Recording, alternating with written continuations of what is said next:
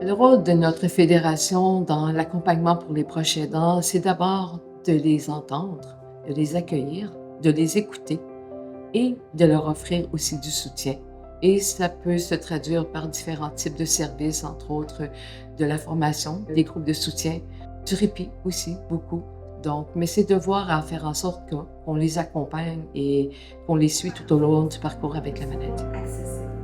La mission de la Société Alzheimer Broumscote-Yamaska est d'assurer des services pour atténuer les conséquences de la maladie auprès des personnes qui vivent avec la maladie ainsi que leurs personnes proches aidantes. On est souvent interpellé aussi pour travailler sur des projets de recherche, également pour développer des alternatives ou des approches. Puis on fait également de la défense de droits pour s'assurer de l'inclusion de ces personnes dans la communauté. J'ai été proche aidante auprès de ma mère pendant 8-9 ans. Le défi, c'est de vivre avec les mauvaises surprises, c'est de vivre avec les pertes qui se font tranquillement, puis s'apercevoir un matin que, OK, elle n'est plus capable de faire ça. Vivre avec la culpabilité d'avoir été impatiente. Le défi d'hébergement.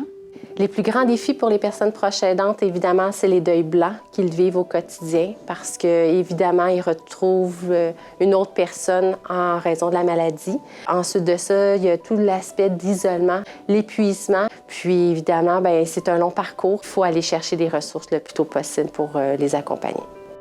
Les principaux services qu'on offre pour les proches aidants, des personnes qui vivent avec la maladie, c'est d'abord l'accueil.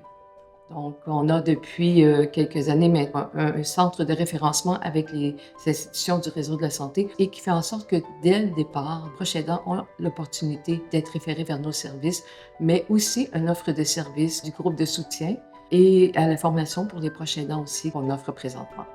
Au départ, il y a une formation, puis là, ça normalise. Ça fait juste dire, OK, c'est ça qui arrive. OK, puis ça, si ça arrive, c'est prévisible, donc je vais moins être déstabilisée, je vais moins avoir peur. De la formation, de l'information, des recommandations en intervention, des possibilités de répit.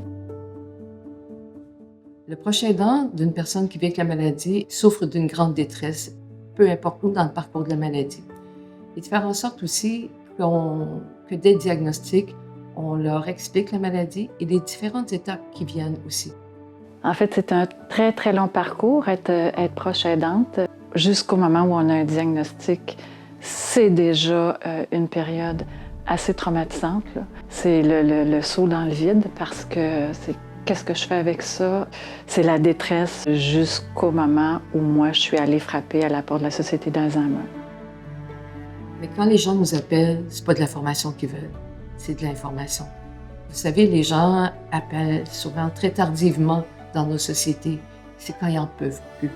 Appelez avant qu'il soit trop tard. Venez chercher du soutien. Votre chemin va être moins difficile et vous allez vous rendre plus loin aussi. Et ça, je pense que les sociétés Alzheimer, je m'en porte garante, sont là pour bien accompagner. Je dirige la fédération, donc je m'assure qu'à travers le Québec, nos services soient adéquats et répondent aux besoins des proches aidants et des personnes qui vivent avec la maladie.